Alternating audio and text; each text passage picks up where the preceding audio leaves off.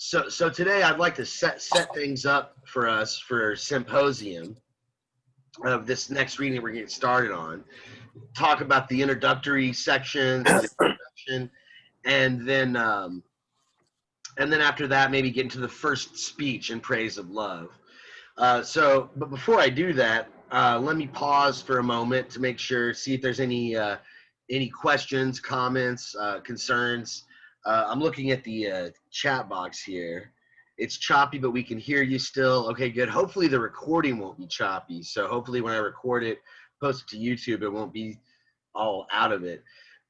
Same thing going on with Blackboard. The website was down for a while. Yeah, a lot of technical difficulties this semester. Not a good thing. I think the internet in general is just overwhelmed with all the online traffic from everybody working from home and all the schools teaching from home. I think their servers are just getting overblown probably. But anyways, if there's no questions or comments, I'd like to try to get to the book, but let me just pause to make sure. You can type it in the chat, you can chime in.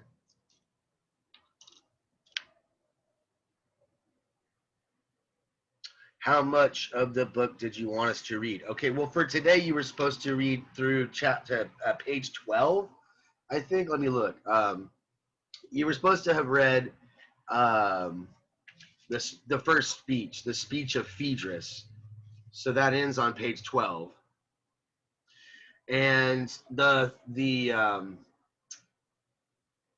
for next class, the next reading, you should try to finish all the rest of the speeches except for Socrates. Let me actually, I'm going to share the screen here for a second. Hopefully that doesn't throw my hard drive in a whirl. Hopefully that doesn't make... Okay, so if we look at the speeches are all organized like this. So the Phaedrus is the first speech. We're going to cover that today. And then Pausanias you should read for next class. Eryximachus you should read for next class. And Aristophanes and Agathon. So the next four speeches, okay? You can stop at Socrates. So that's page, let's see, in the textbook, you'd read all the way up to page 39. Okay, so that would be for next class. Again, today we're going to read Phaedrus, and we'll come back to this in a second, right?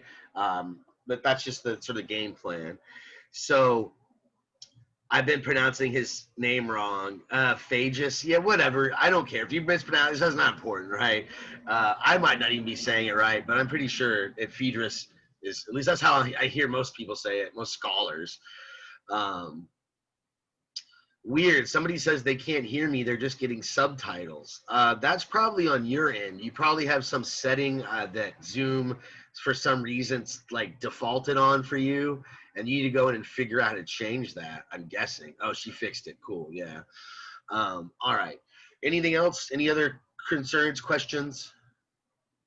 Any trouble getting the book? No? Nothing? Okay. Well, the title of the book is Symposium, right? Plato's Symposium. Did anybody look up that word? I think they even explain it a bit if you read the introduction. I don't recommend reading the introduction. Just skip to the reading. If you want to go back and read the introduction later to help you maybe understand it. But what is that word symposium? Is anyone, you hear that word? Let me show you. The intro was long. Yeah, the intro was long. Yeah, don't read the intro. Just skip it. Read the actual reading.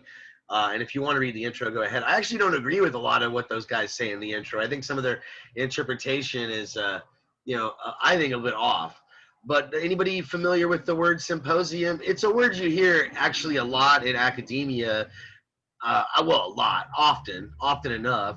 People will have academic symposiums, at a conference where they all get together and share, talk about a certain subject and present their papers and their research and all that. So that's one way we use it today. But it's a drinking party. Good, awesome. Rev said that, right? It's one of Plato's best works. I agree. I like it. I think it's one of my favorites. I guess that's subjective, but it's one of my favorite works of his. But yeah, good. So Symposium it's literally a drinking party. So they're all sitting around drinking and they're discussing eros. okay, or love, the Greek god of love. You may know him as Cupid, right? So we have to so keep that in mind. Eros, when they're all giving their speeches in praise of love, you know, we use the word love in many different senses. You might say you love pizza. You may say you love your family. You may say you love your job. You may say you love your girlfriend, boyfriend, husband, wife, whatever. But there's in Greek they have different words for love. Okay, and eros was specifically referring to erotic, just like it sounds, eros. When you feel an actual impulse to, you have a desire for this person.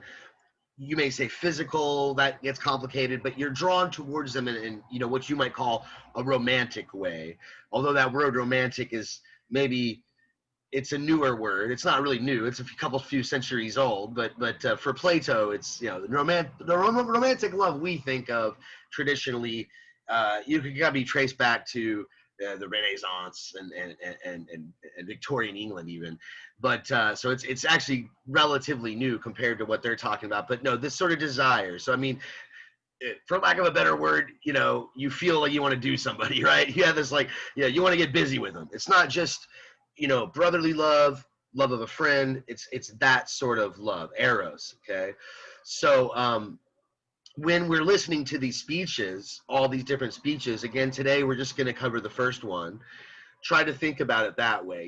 Is this correct? What is what the speaker's saying? Is this really true of eros, of that sort of love, the kind of love that you might have felt before, between somebody else, or maybe even if you're not thinking of your own personal experience, try to think of people that and how they act and the way love has affected them, and try to think, does this ring true? Is this speech actually, is Phaedrus, for instance, he's the one we're going to start with. Is Phaedrus correct? Is he the one that, is he talking about love honestly? So that's what we, and one thing also too, I want to get off the sort of out of the way on the table, and just sort of put it out there. There's something that's kind of distracting, you might say, about this reading. There's a lot of homoeroticism in it. In other words, they talk about homosexuality a lot, and the speakers in the dialogue seem to elevate homosexuality to this sort of pedestal, like the love between two men is the highest love of all. And I don't want that to be too distracting, right? Because I think that it's really an historical anomaly. It's a very unique, the kind of homosexuality they're talking about here in the dialogue was very unique to Athens. It was something about, it seemed like in Athens during this time period, a lot of the upper class men were homosexual, or at least partly, right? Maybe bisexual, you might say. Like they had a wife, but they still had lovers on the side that were men. And why do I say this is a historical anomaly? Why was it different? It's not the kind of because it's sort of it seems to be, at least judging from this dialogue and from others, this homosexuality seems to be partly based, if not mainly based, on misogyny. What does that mean? Who knows that word misogyny? Let me type it in here, spell it, so you can see how it's spelled. Does anybody know what does it mean to be a misogynist? Misogyny? No? No? Go ahead. To only like men? Well, yes, but but misogyny is defined as you look down on women, Michael says. Right, it actually literally means hatred of women. You hate women, you think they're inferior, you have a disdain for women. Someone says to value men's opinion more. Yes, that would be misogynistic. Right. So it seems like, at least if you read this dialogue and some others, there's people have done histories on this. In fact, I think that they mention a whole book on it in the footnotes about Greek homosexuality.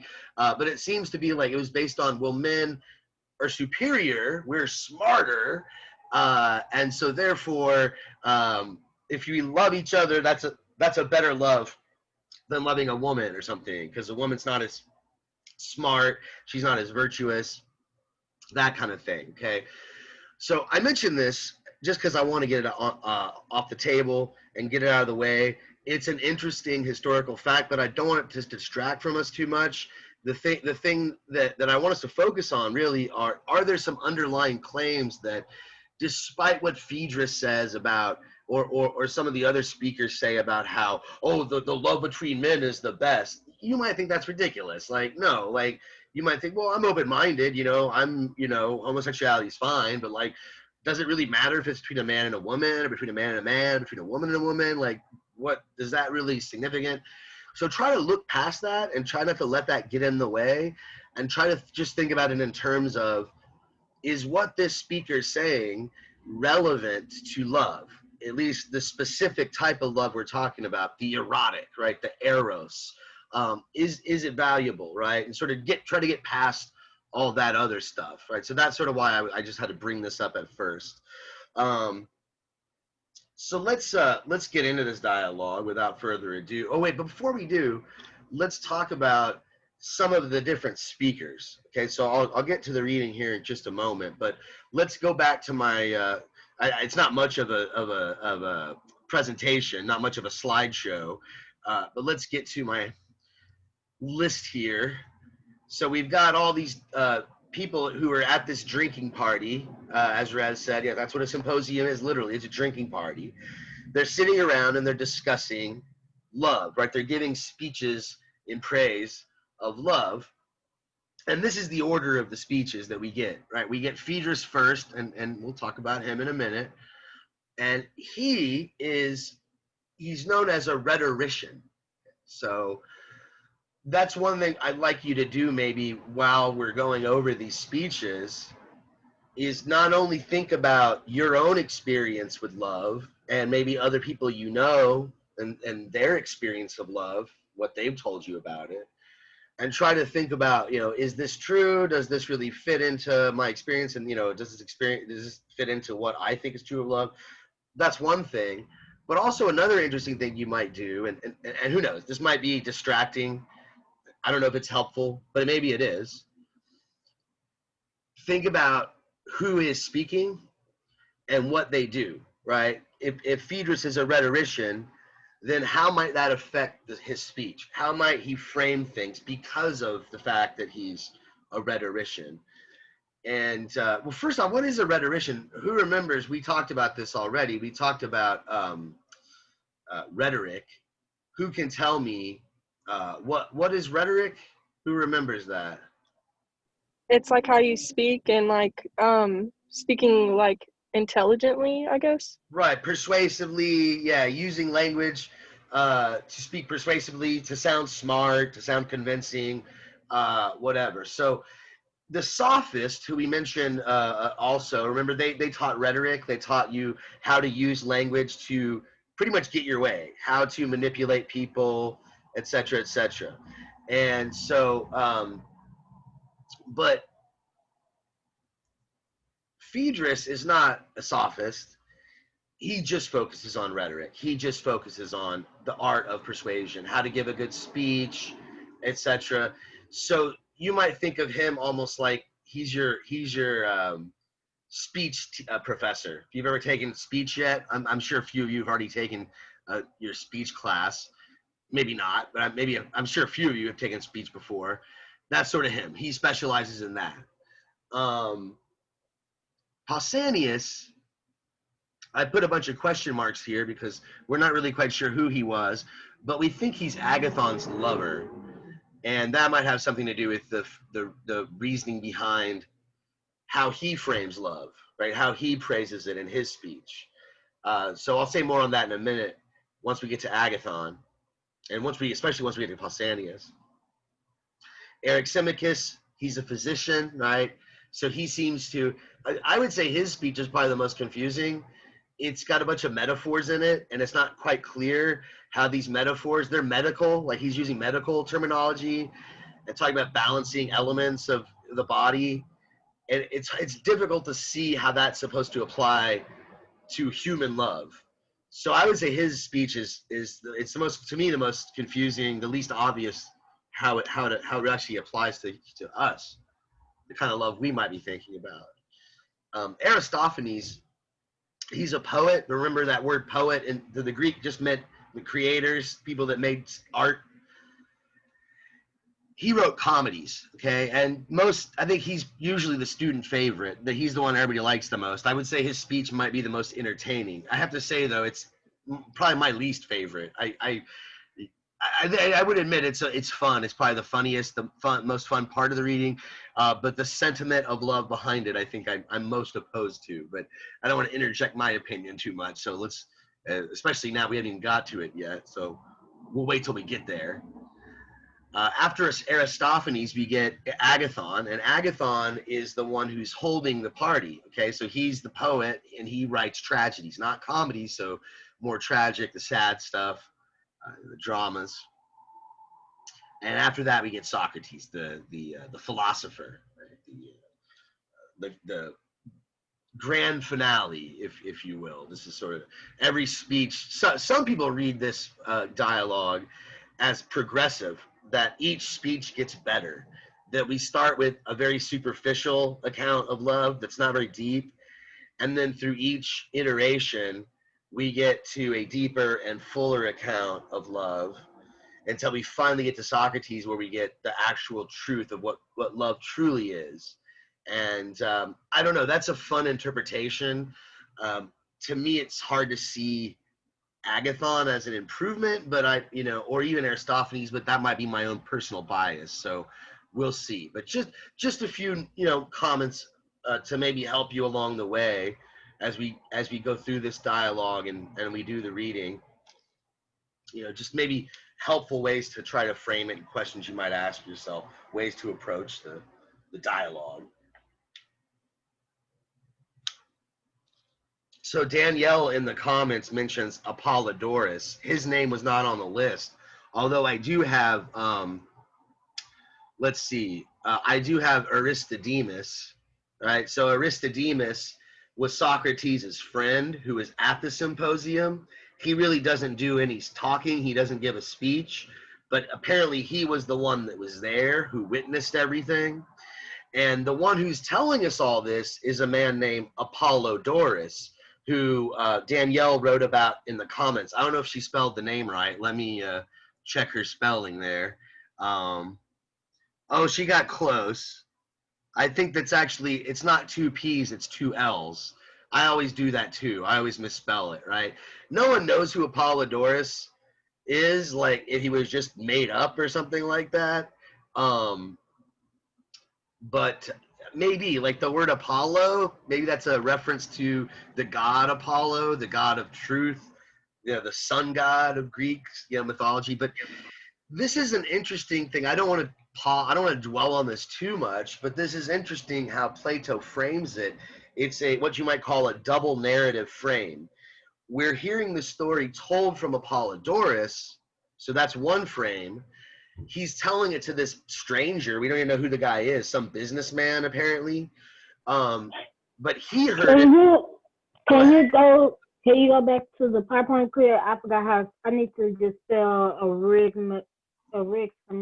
All these are in the textbook. If you have the book, you can just look at the chapter titles, right? But here's the PowerPoint if you need. But yeah, so again. Okay, I got it. Yeah. All right. So. Okay. Okay.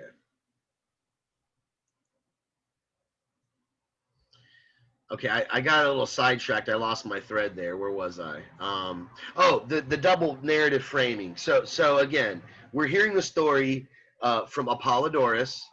He heard it from Aristodemus, and Aristodemus was actually there. Now, this is where most of you, I don't think anybody probably read the introduction. Don't worry, don't do it. Just skip it. But the guys that wrote this book, that did the translation, Woodruff and Nehemus, in the introduction, they argue, or they conclude, that this is the fact that Plato writes it like this, that we're hearing it from Apollodorus, and Apollodorus heard it from Aristodemus, this sort of double narrative, framing, shows that it's not real, that it was all made up. It's just a story. It's just fictitious.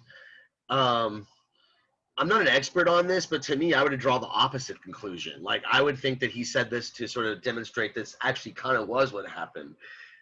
You know, I mean, but I'm thinking also if there's anybody who, maybe some Muslims, when you read the Hadith, right? If you ever read the Hadith, when there's all the sayings of Muhammad or like stories of his life, they'll usually be prefaced by, this was told by so and so, and he heard it from him, and he heard it from him, and he heard it from him, and that's usually a way of authenticating it, of like showing how, you know, these were very trustworthy men, and they were very respected, and etc. So to me, I would think that this is supposed to be some real deal thing that happened. So I don't know.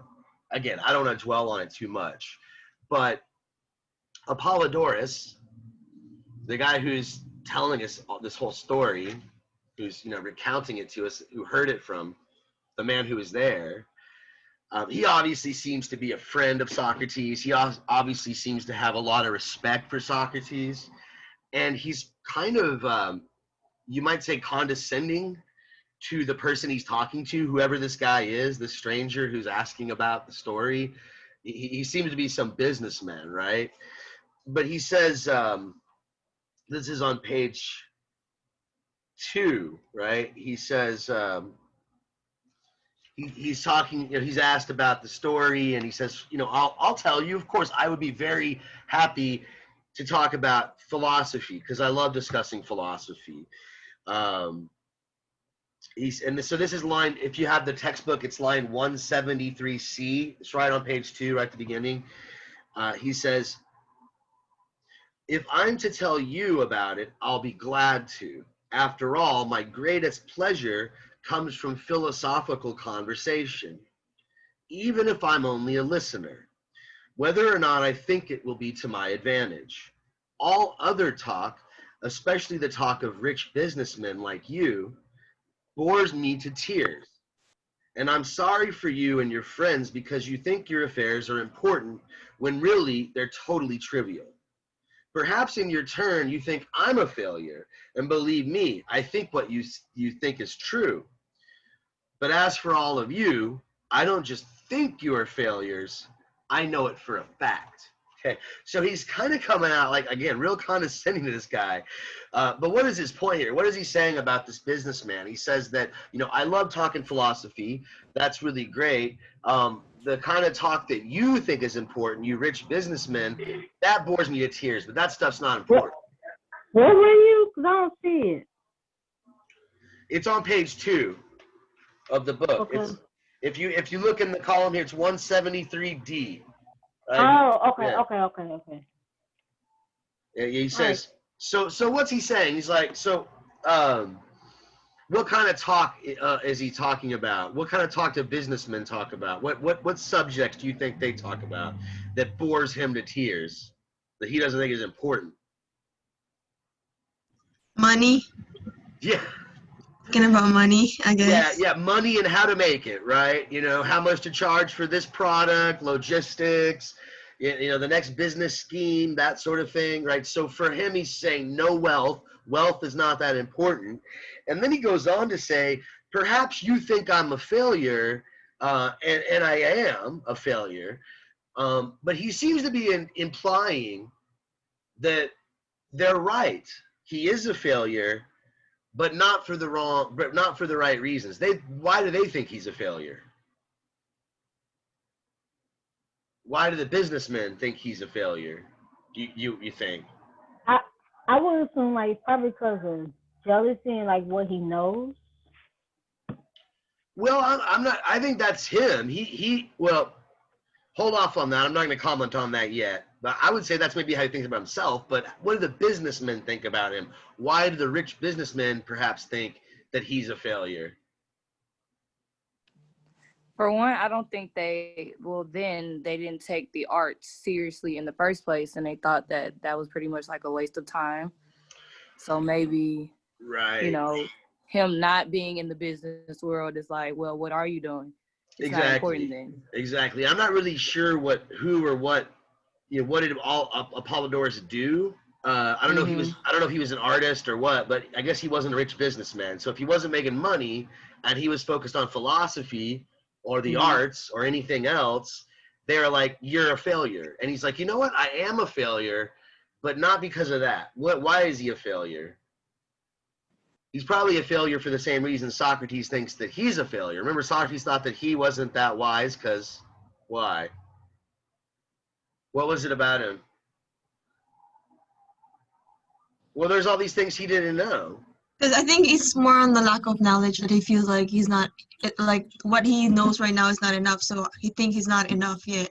Like Right. he's not worthy of praises or anything like that. So I feel like that's why he's like, yeah, but I'm not, and like I'm not even successful in life too. So like I don't judge. I mean, he's like, I don't really care, but you know.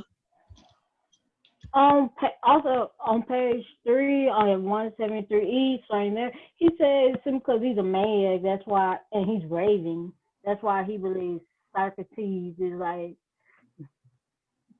he's the only one that's not worthless. I think he's being sarcastic there. I could be wrong. On page 3, it's perfectly obvious why I have these used because I'm a maniac and I'm raving. I think he's just kind of joking around there. I could be wrong, but I think Red was right on the money. It's like he's saying, look, I don't know a lot, you know, like you're right, I'm a failure, but not because I'm not rich, not because I don't have money, but because I'm not as wise as I could be. Like there's a lot of things I need to know. I've met wiser, as Joy put in the comment. You know, he's met wiser, and he knows that he could improve on his wisdom. You know, and I think that whole thing, I'm a maniac, is a response to this guy who's like, you're always, you know, pestering me. Just tell me the story. Come on, you crazy old man.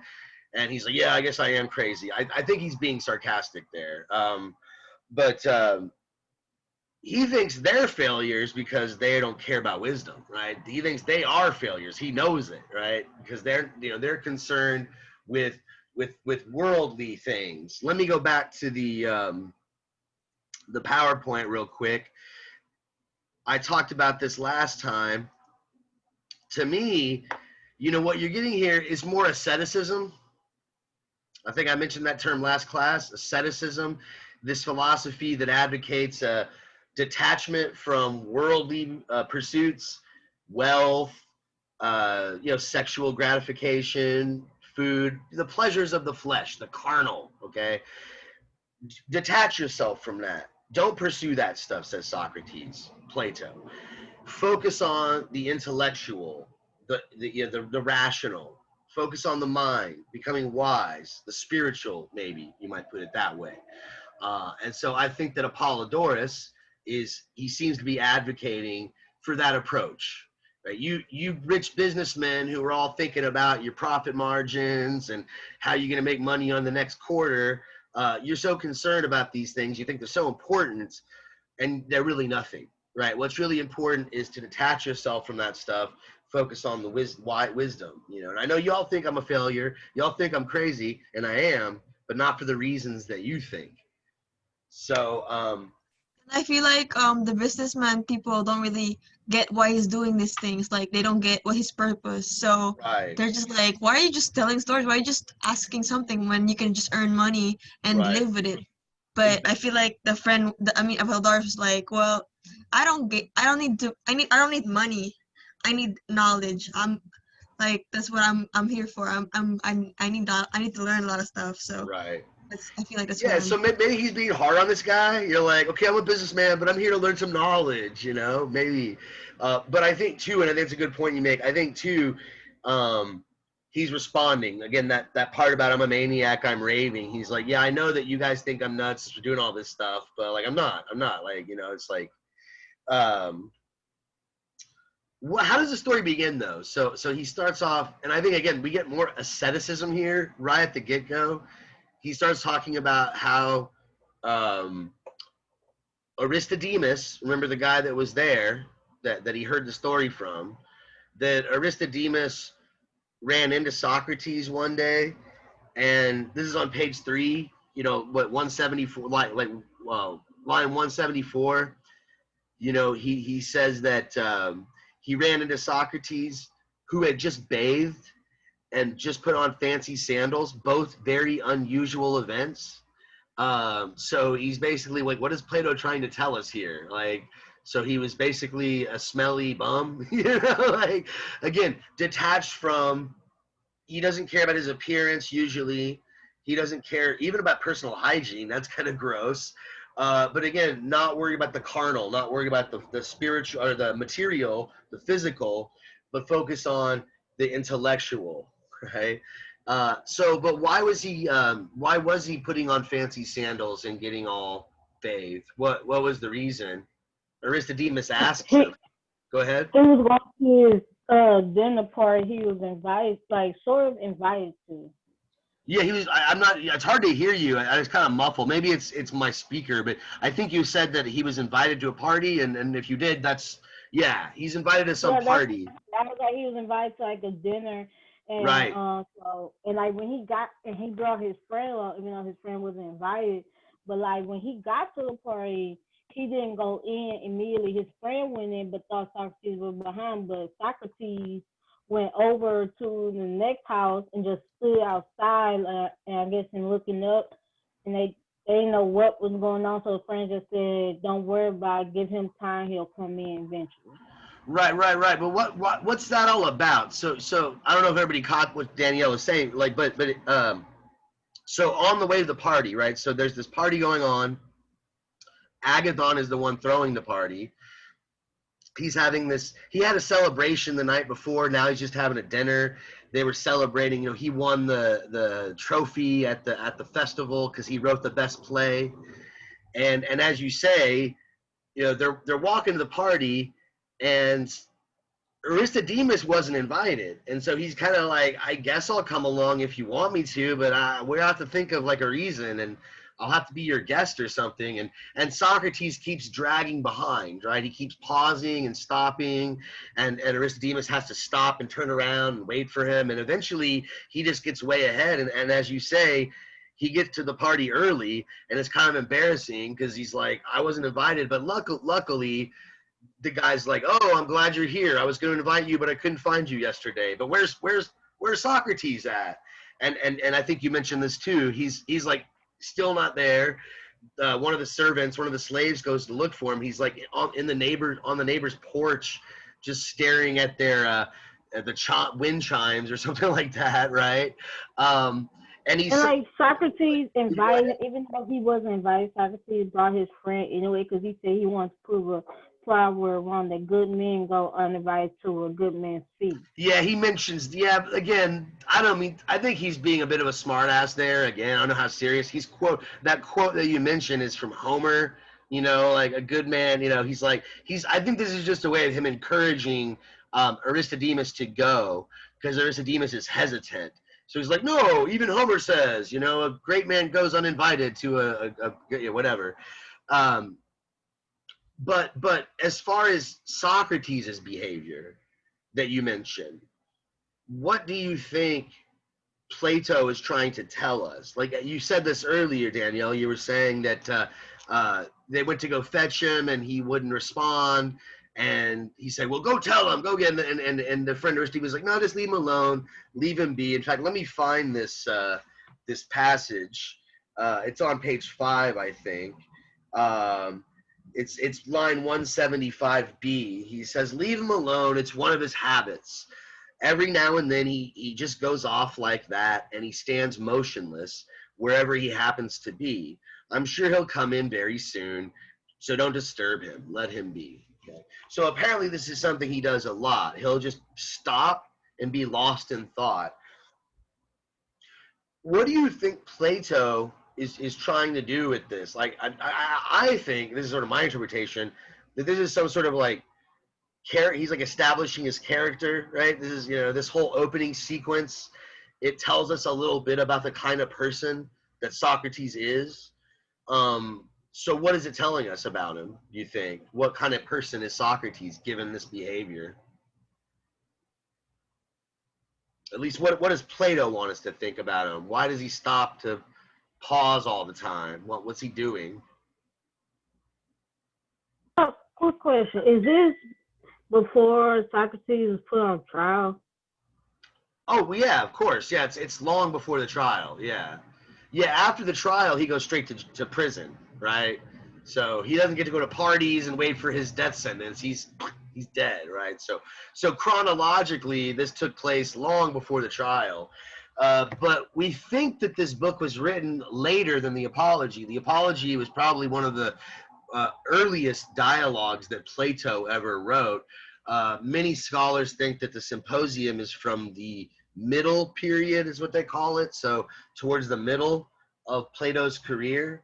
And so we probably think that there's a lot more of Plato in here than there is in other writings, than there is Socrates, right?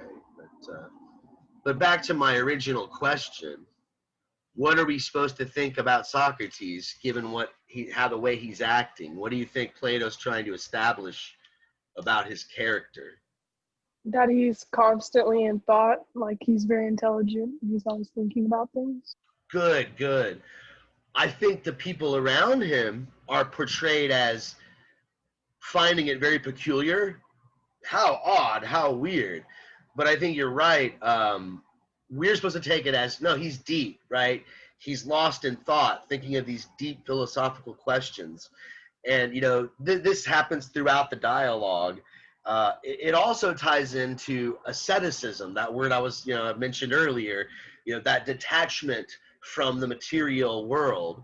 All these guys are worried about getting to their dinner party. Let's go have some dinner. Let's set things up, let's eat some grub. And he's just thinking about some deep stuff, right? There's even at the end of the dialogue, again, we're not going to probably get this far, but at the very end, all these guys show up to crash the party. Alcibiades and all these drunk people show up.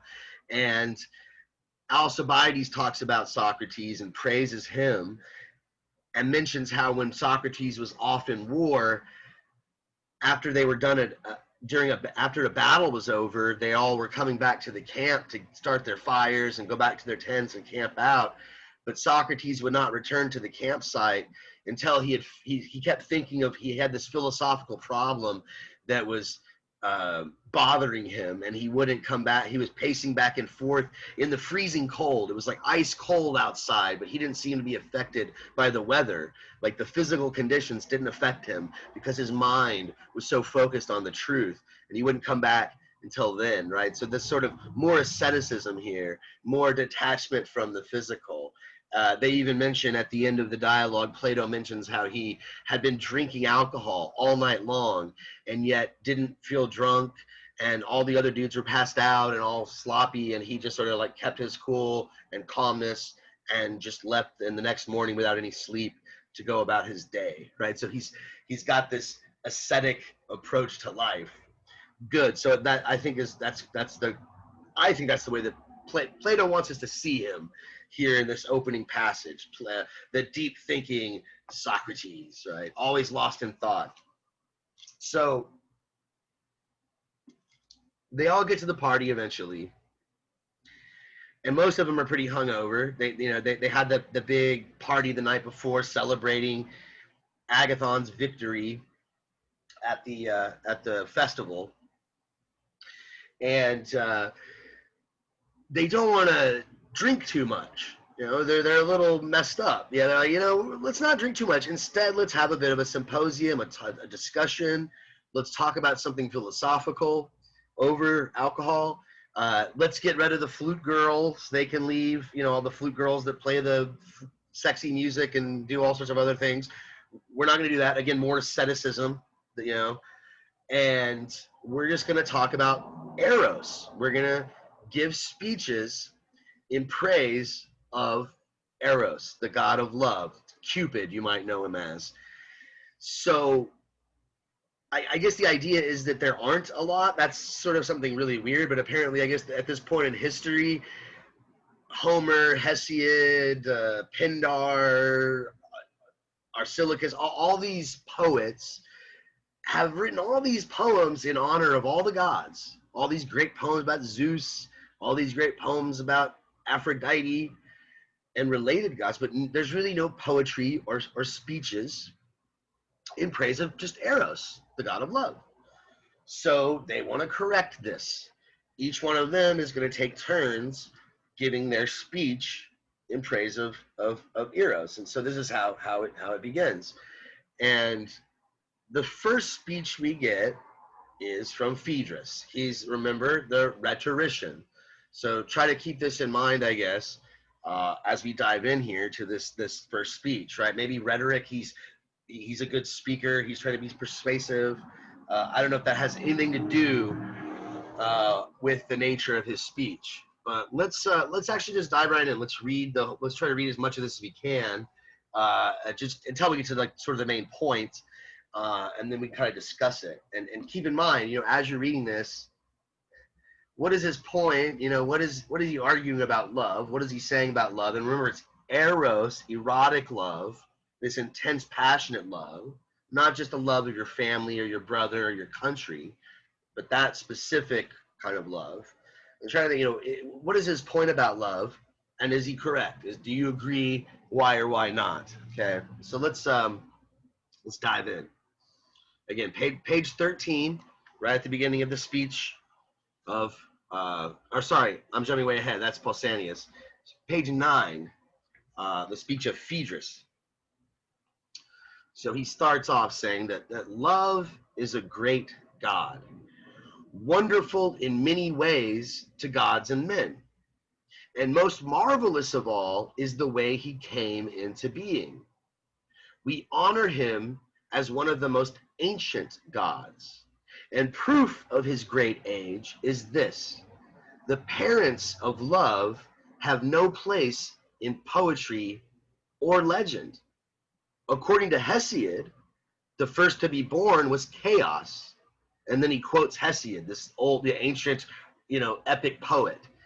You know, Hesiod said that first was chaos, but then came earth, broad-chested, a seat for all, forever safe, and love. And Acusilus agrees with Hesiod. After chaos came earth and love, these two. So Acusilus, another poet. And Parmenides, so now we get a philosopher. Parmenides, the Eleatic philosopher, tells of this beginning. The very first god she designed was love. All sides agree then that love is one of the most ancient of gods. As such, he gives to us the greatest goods. Okay, so what's the first thing that we get from Phaedrus about love? He draws from the Greek tradition of epic poetry. He quotes Hesiod. He quotes Acusilus and Parmenides. And so he's drawing from the tradition. You know, if you read Hesiod's Theogony, right, it talks about the beginning of all time and the creation of the universe. And for Hesiod, it was all chaos. And out of chaos came earth, right? Some solid form, you know, some solid sphere of matter, earth, came next.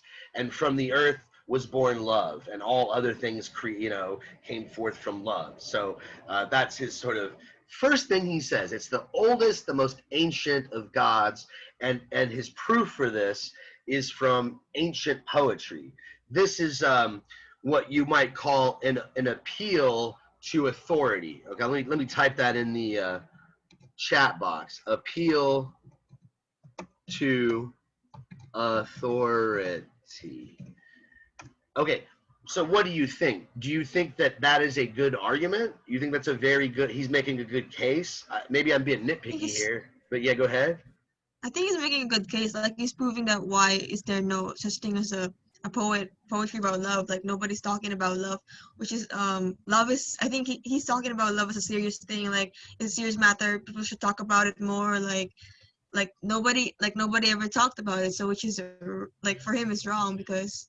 Well, but that's, I mean, in a way though, I would say if he's responding to the need for speeches about love, well then, I mean, that's not really, I don't think that's that's already been established, right? And so if anything, I think that he might be, if that's what he's trying to defend, that we need more speeches and we need more speeches in praise of love. We need to take love more serious. If that's what he's trying to defend, then I think showing that there are poets that have already said things about love might actually not be working in his favor. You know, they're saying no one's ever written about it, and then he's like, oh, well, these guys did. Hesiod said this, and Acusilus said that. Of course, though, to be fair, they didn't say much, right? All they said was, at the beginning was chaos, then earth, then love, and then all the other gods came. And that's pretty much, they don't say much else about it. So, but I don't think that's what he's trying to prove. He's not trying to prove that we need more speeches about love. I think that's already been established. They all agree on that. What he's trying to say is that love is the oldest. It's the most ancient, or it's one of the oldest, right? Chaos is a god, earth is a god, or a goddess, and love is a god. So therefore, he thinks that those are some of the most old gods, and that's what he's trying to prove, that love is the oldest, and his evidence is the poets, right? Hesiod, Acusilus, and one philosopher, Parmenides. So he says, see, it's the oldest because if you look to their poetry, they say that it came first. And again, that's an appeal to authority. He's trying to prove that love is the oldest. How does he prove it? By appealing to the authority of these poets, right? They wrote, we respect these guys. We love Hesiod. We read Hesiod. It's a part of our culture. We believe what he says. So therefore, if he says it, it must be true. Is that a good argument?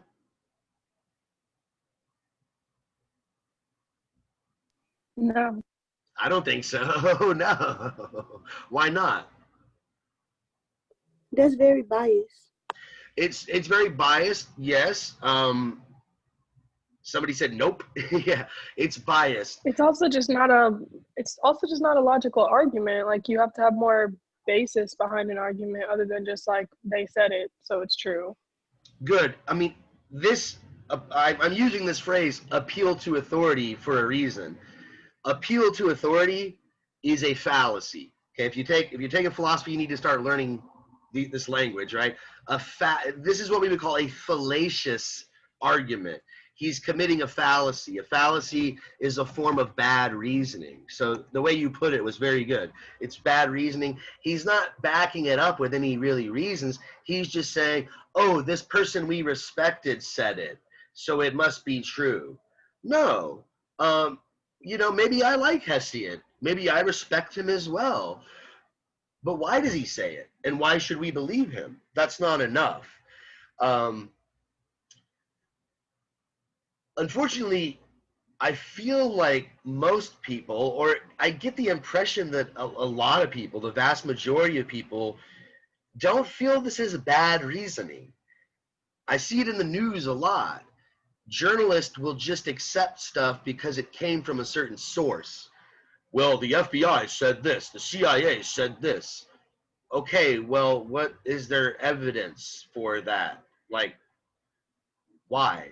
Okay, maybe they have inside information. Maybe they are an authority, but we need reasoning. Not all sources they get are credible, so some of them can. Right. How do you know whether or not a source is credible? How do you know whether or not they might somebody said that they're biased, they might be biased. How do you know they're not biased? Was Hesiod there at the beginning of all time? Did he see chaos and then earth and then love be created? How does he know that that's what happened, right?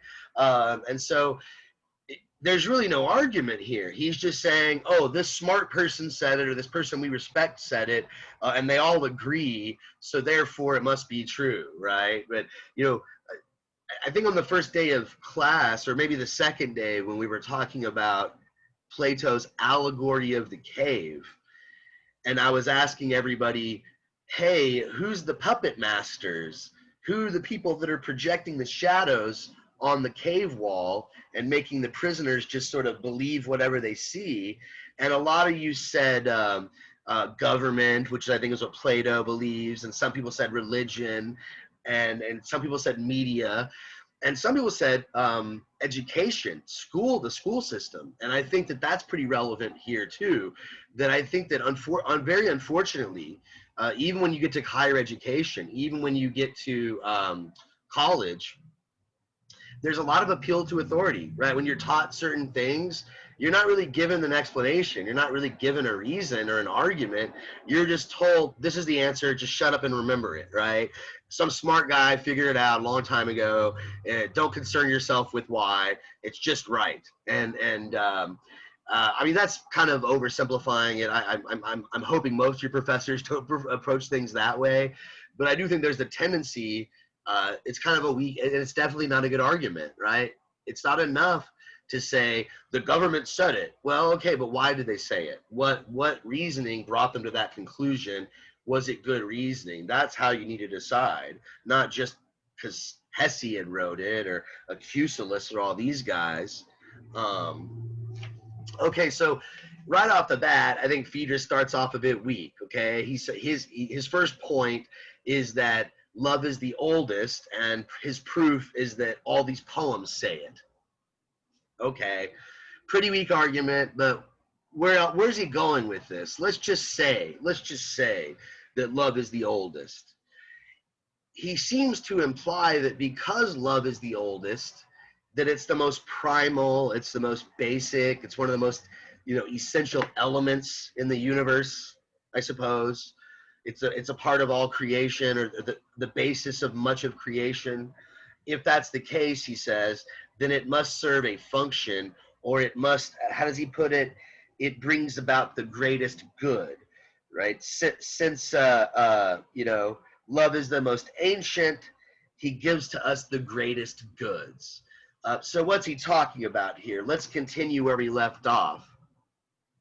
I cannot say what greater good there is for a young boy than a gentle lover, or for a lover than a boy to love. There's a certain guidance that each person needs for his whole life if he is to live well. And nothing imparts this guidance, not high kinship, not public honor, not wealth. Nothing imparts this guidance as well as love. So apparently, love is the oldest God. That's his first claim. And because it's the oldest, it serves this vital function. It serves this basic, important function. It provides us with, as he puts it, one of the greatest goods. And what is he talking about? A kind of guidance. It guides us. Love guides us. How so? What kind of guidance do I mean? So he gives us an answer.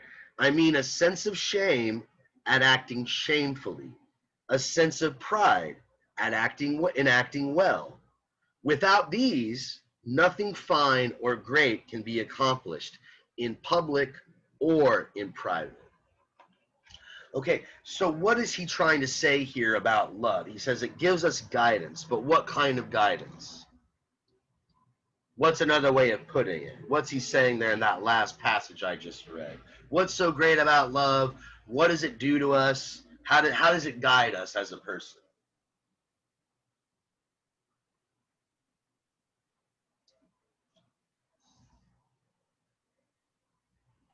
I guess it could strengthen somebody's resolve. Good. But he says it gives them a more, somebody said, Yadila says it gives them a moral compass. Good. I think that's kind of what he's saying. It gives us a sense of shame when we do something shameful. It gives us a sense of pride when we do something good, and all these things. That's what he's trying to argue, right?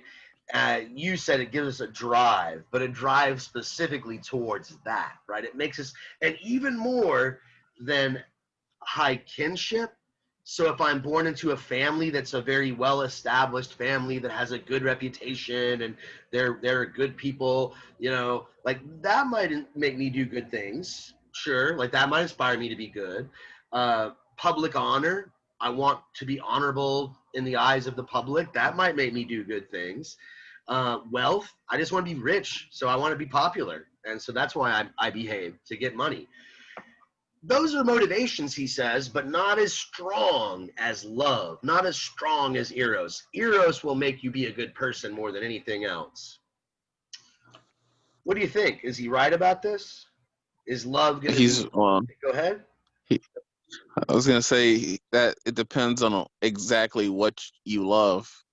Like if you love someone who does like if you love someone who does some bad things, and that person can not, I guess in this case, corrupt you to do some bad things. Oh yeah. To me, the way he was talking about it comes across, it's similar to the conversation to the subject you hear whenever you hear about an atheist arguing with someone who believes in anything, and there's like, why do you do what you do if you don't believe in these morals? It kind of feels like he's tying that love into like some kind of moral, like just the fact that you love someone is a good thing, Right. so it's like it just comes off as like you said, I guess a fallacy.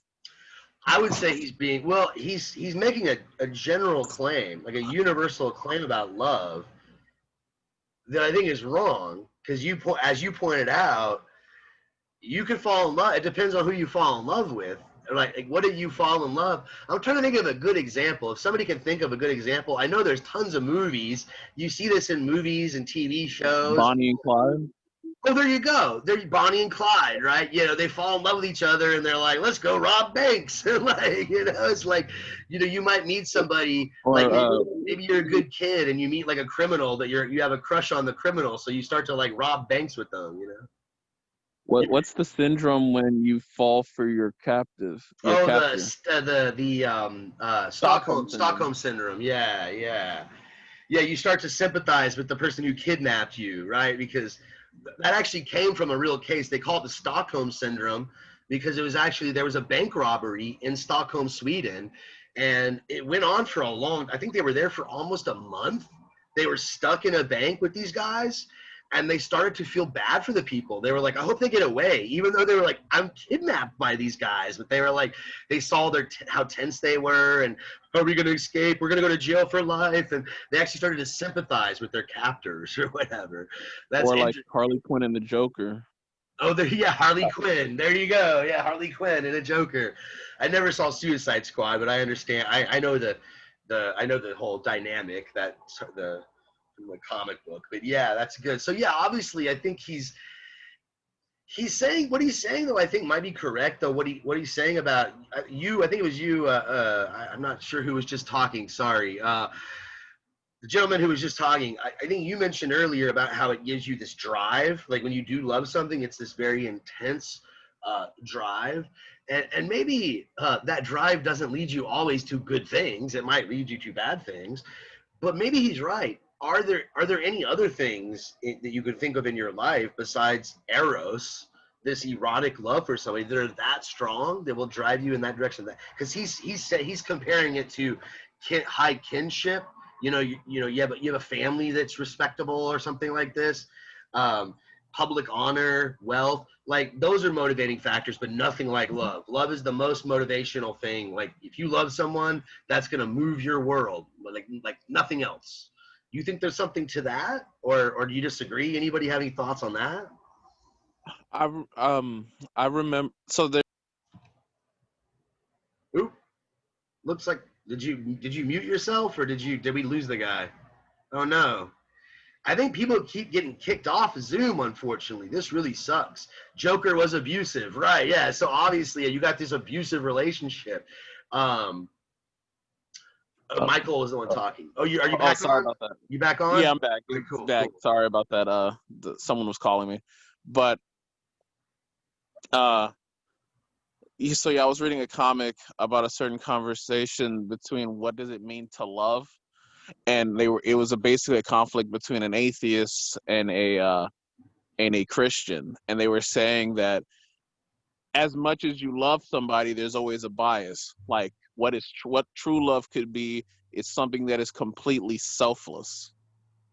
So it's like if you're doing something for somebody, that love is inherently limited and thus not ultimately not the best it could be. Right. But if you did something with no satisfaction and no benefit to yourself, then that's the highest form of love, which is something that people just don't comprehend. That's probably, you're mentioning, it was a conversation between atheists and religious. that sounds to me a bit like the agape, the sort of brotherly love, this sort of like, I'm just, that might be what the Greeks refer to as agape. It's just like, you love them for no benefit. You just love them because you love them and you care about them and you want to see them do well. And that's it. Like, you're not, like, there's no selfishness in it at all. It's a sort of selfless love. I would say that maybe when we get to Socrates, you're going to get a version of love that is approaching that. But I wouldn't say it all the way, because I would say he's going to argue that not only is it something that is beautiful besides the benefit it gives to you, it's just something that's beautiful universally, but it also is good for you, and it's also good for your soul as well. So by loving some other thing that's higher than you, that you sort of put yourself beneath and serve, it also at the same time elevates you, if that makes any sense. But maybe it doesn't, but hopefully it will by the time we get to Socrates. But there was another thing you said I want to comment on, and now I'm sort of losing my thread here. You were talking about how love biases us, right? We get these biases when we have this love, and that made me think of something that Sartre said. So let me type in his name. Sartre, or Sartre, the French philosopher. We'll read him later this semester, right? He'll be one of the last philosophers that we cover, and he's famous for his book Being and Nothingness, and some of his other works too are pretty famous. But in that book, Being and Nothingness, which we won't read, Le Temps de Néant, he says something like, in love, 1 + 1 does not equal 2. In love, 1 + 1 = 1. And that sounds kind of romantic. I even saw it one time on like my quote of the day. I used to get a quote of the day on my homepage, and one time was Valentine's Day, and they used that quote, right? In love, 1 + 1 does not equal 2. In love, 1 + 1 = 1. And Sartre does not think that's a good thing, right? It sounds romantic, but for Sartre, he says when you're in this sort of a relationship where you are intensely in love with this person, it's the opposite, I think, of what you were just saying. I think it was Michael that was talking.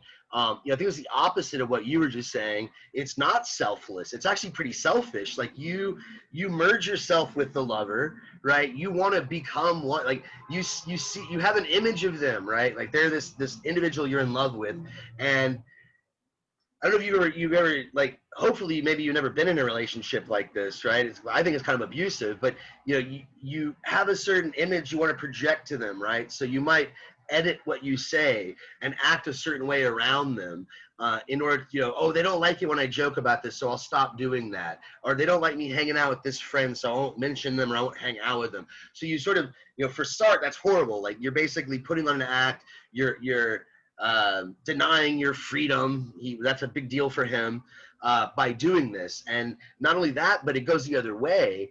You often will have this image of your lover and you'll try to trap them into it, and if they step outside of that image, that perfect image, that ideal that you have of them, you feel betrayed or something. And what's worse, when you sort of become a part of this bubble, this sort of like obsessive, like these two people are in love with each other, the rest of the society can go to hell, right? And you'll do anything for that lover. And I think it was Michael also that mentioned Bonnie and Clyde, right? They're like, we're gonna fight the world and break the law and do whatever we want. We're in love, that you get this destructive, right? Isn't that selfishness? Or no, somebody said selflessness. That was earlier before I started talking about Sartre. But this is very selfish, but also it's kind of it's an escapism. It's sort of a way of escaping reality. And actually for Sartre, that could lead to some very immoral behavior. Ironically, though, I think even though Sartre would not like what Phaedra says, it doesn't make you good or bad. It could make you either. It depends on who you fall in love with or what they do to you. But I think one thing that Sartre would kind of acknowledge, that there's something going on here that Phaedra is tapping into. In Sartre's book, Being and Nothingness, he mentions this phenomenon he calls the look. He always capitalizes the L, capital L, look. The look of the other, and also the O is capitalized in other. So I'm typing in the look of the other. This is Sartre. And so for him, he talks about how feeling the look of another person, whether they're physically there or not, but thinking about how we look to them. That seems to be what Phaedrus is talking about here in these paragraphs, right? He says, when a man in love is found doing something shameful or accepting shameful treatment because he's a coward and makes no defense, then nothing would give him more pain than being seen by the boy he loves, not even being seen by his father or his comrades, okay? Now, Sartre's going to talk about, how when we act and we do things in the world, oftentimes we aren't really reflective. We aren't really thinking about what we're doing. We're almost always just on this autopilot. We're just sort of coasting through life, just transparently kind of coping. But then there are these moments when we reflect on ourselves, and that's usually when we see or feel the look of the other. One example that's kind of controversial, or I guess more famous, that he gives is the Peeping Tom, right? This real perverty guy who's like spying on women through the windows or whatever. Sartre says, well, when he's doing that, he's just sort of lost in the moment. He's just checking out the woman. But the moment he hears some footsteps walking up or some rustling in the bushes behind him, then he feels the look.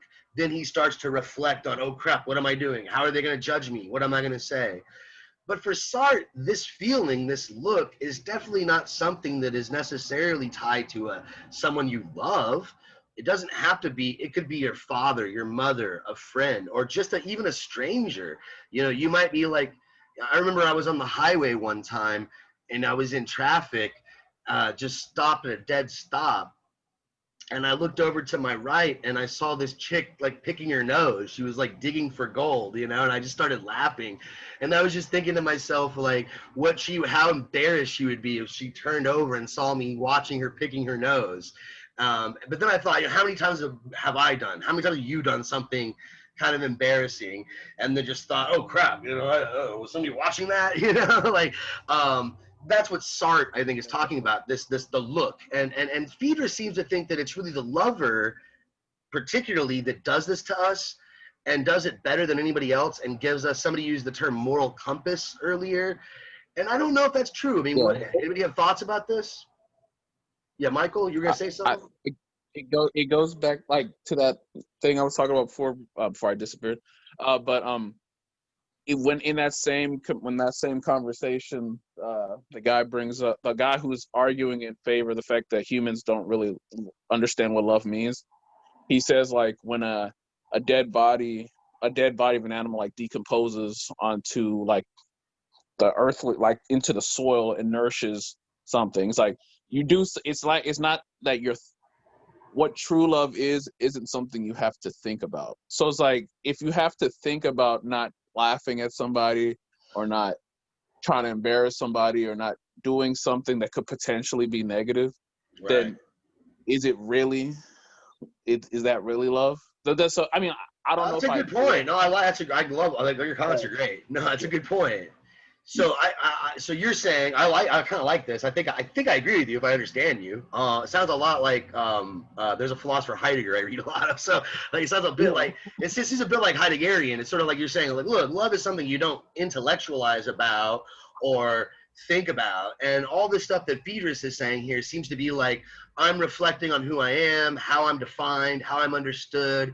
Whereas love is something just direct. Like, you just do something out of love. You don't think about it. You're not like, how does he think about me? What does he see about me? No, you just like, man, like, if someone you love is in need, you jump and you help them. If somebody that you love is sad, you're sad too. You don't think about it. It's not some reflective thing. I don't know if that's what you were saying. It kind of sounded like it. That is basically what he was saying. He was right. Like, the best kind of love you see is like that tree that casts shade for whatever organism is under it. Right. Like, it doesn't think about it. It's not like, oh, this animal peed on me, now let me move my branches so I'm not like, that's what he was saying. Right. Like, basically, humans, anyone capable of, like, I guess, sentient thought, it's much harder for them to, like, really experience or like express what would be like unconditional love. Right. Yeah, he doesn't really seem to, at least I don't see it here in his speech. He doesn't really seem to spell out the conditions for love. He seems to just sort of say, you have it, right? You fall in love with somebody, and here's what it does to you, right? So this notion of unconditional love, you're going to love them no matter what. I don't know, maybe that's implicit in what he says, because he's like, you'll do anything for them. But again, I think this is where he's missing out, is that I think, and you've already, I think Michael said this and others have pointed out earlier, that love can lead to some pretty scandalous behavior, not always moral behavior or what we would consider ethical behavior. And also, and kind of come back to my other point, aren't there people that might be motivated just as much by other things besides eros in their life? I'm not saying they're good things, but he seems to say that, you know, if you're in love with someone, that's going to motivate you. Then, but isn't that maybe like, are all people that way? You think? Like, no, not I don't think so either. Not asexual people.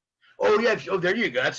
I guess they're pretty rare. I think that's like less than like 5%. But still, they exist. And you're asexual. You're probably not going to have this as your main motivation in life.